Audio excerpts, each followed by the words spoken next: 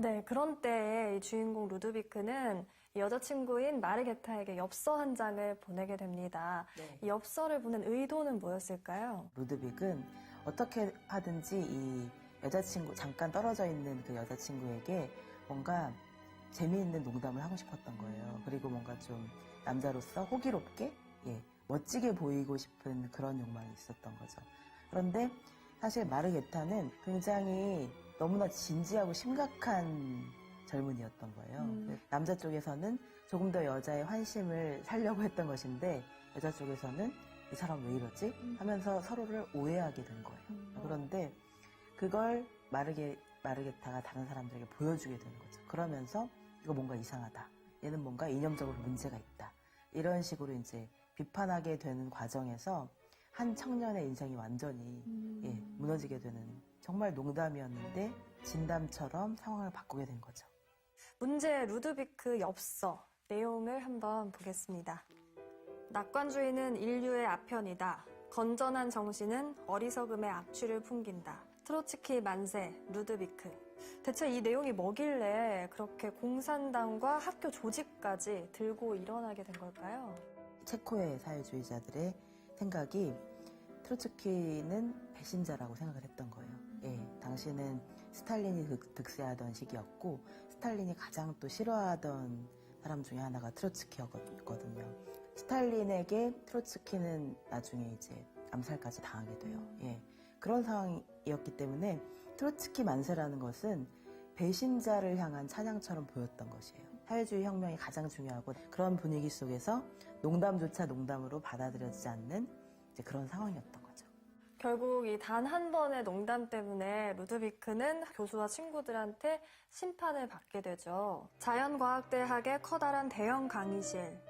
제마네크가 이제 얀 동지 사건을 심의하겠다고 선언하는 것을 바라보고 있는 나도 사람들 속에 섞여 앉아 있다.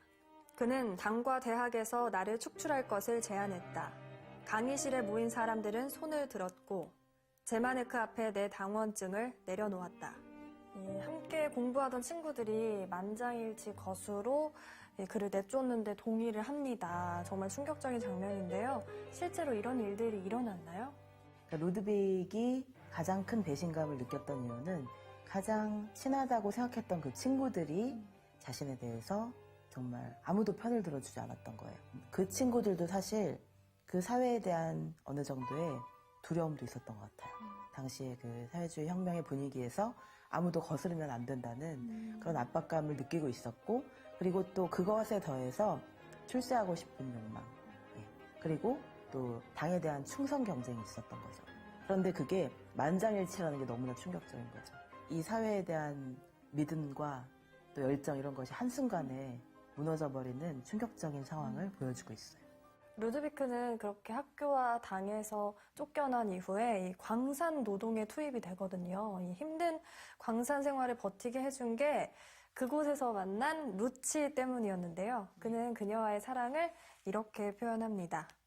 그때 어떻게 루치에를 사랑할 수 있었던 것일까? 루치에는 나에게 가능한 모든 것을 의미했다. 어린아이, 감동과 위안의 원천, 향유, 나 자신으로부터의 탈출 등등 거의 문자 그대로 그녀는 내게 모두였다.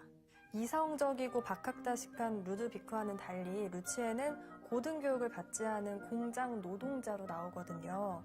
루드비크는 루치의 어떤 매력에 끌렸던 걸까요? 루치에는 어떻게 보면 그동안 살아왔던 과정에 정반대되는 사람인 거예요. 루치에라는 여인은 그 역사나 정치나 이념이나 이런 것에 아무런 관심이 없어 보이는 거예요.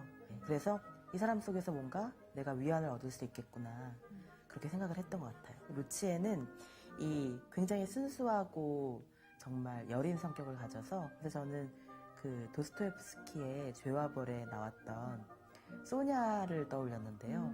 루치에도 좀 그런 구원적인 여성의 이미지를 가지고 있는 것 같아요. 15년 만에 고향으로 돌아온 루드비크.